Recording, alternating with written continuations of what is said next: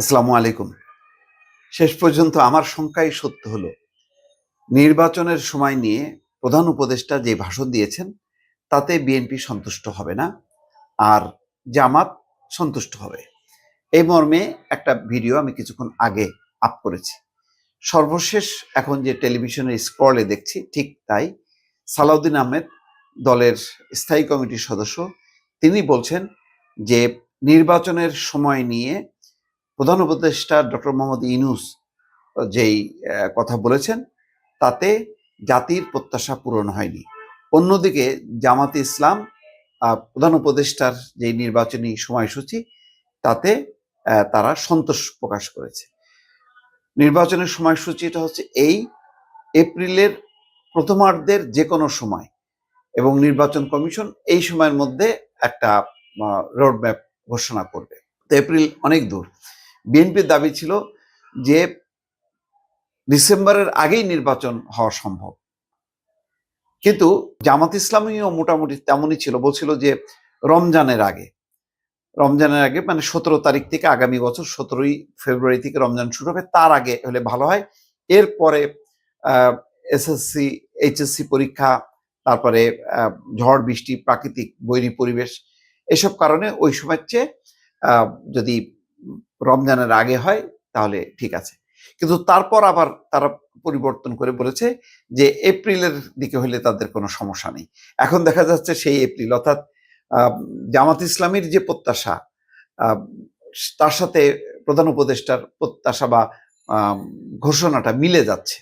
এখন এটা কি কাকতালীয়ভাবে মিলল, নাকি আগের থেকে একটা রাজনৈতিক সমঝোতা হচ্ছিল? কোনো রাজনৈতিক দল দেখলাম যে মেনে নিয়েছে, তাৎক্ষণিকভাবে বিবৃতি দিয়ে প্রধান উপদেষ্টা মেনে নিয়েছে।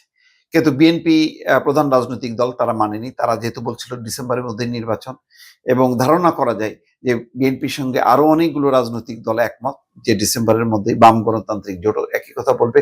ফলে এটি নিয়ে কি ঈদের পর একটা রাজনৈতিক অশনি সংকেত বা দুর্যোগ বা একটা অসন্তোষ তৈরি হবে কিনা, রাজনৈতিক পরিস্থিতির যেই এখন যে একটা অবস্থা আছে এখন পর্যন্ত বলা যায় মোটামুটি স্থিতি অবস্থা বা সৌহার্দ্যপূর্ণ সম্পর্ক, পরে এটি কি একটা মানে নিজেদের মধ্যে বিভাজন তৈরি হবে কিনা। প্রধান উপদেষ্টার এই ধরনের ভাষণ যেহেতু খুবই স্পর্শকাতর বিষয়, যে এক পক্ষ বলছে যে ডিসেম্বরের মধ্যে, কেউ কেউ আবার বলছে যে না ডিসেম্বরে না, পরে হলেও চলবে। তা এই সব বিষয়ে যদি সমঝোতা করে ঘোষণা দেন প্রধান উপদেষ্টা, তাহলে সবার জন্য ভালো। কিন্তু এখন যেহেতু সমঝোতা ছাড়াই প্রধান উপদেষ্টা তার মতন করে ঘোষণা দিলেন, এবং এটা নিয়ে একটা বিভক্তি হয়ে গেল। টেলিভিশন স্ক্রলেই দেখা যাচ্ছে এক পক্ষ সন্তুষ্ট, আরেক পক্ষ বলছে যে প্রত্যাশা পূরণ হয়নি, তার মানে তারা অসন্তুষ্ট।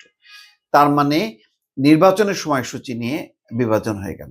এছাড়াও তো আছে সংস্কারের অনেক বিষয়গুলি আছে, সেগুলো নিয়েও কিন্তু বিভাজন হলো। ফলাফলটা কি দাঁড়ালো? তাহলে ঈদের পর পরিস্থিতিটা কি হবে, রাজনৈতিক পরিস্থিতি? এই দাবি আদায়ের জন্য বিএনপি যদি এখন শক্ত অবস্থান নেয় রাজপথে, তাহলে কিন্তু রাজনৈতিক পরিস্থিতির অবনতি ঘটবে, এবং মানে মানুষের মধ্যে একটা বিভ্রান্তি হবে। মানুষ শেষ পর্যন্ত কোন দিকে যাবে, নাকি তারা দূর থেকে দর্শকের মতো রাজনৈতিক দলগুলোর মধ্যে লড়াই দেখবে, সেটা এখন ঠিক এই মুহূর্তে প্রেডিক্ট করা যাচ্ছে না।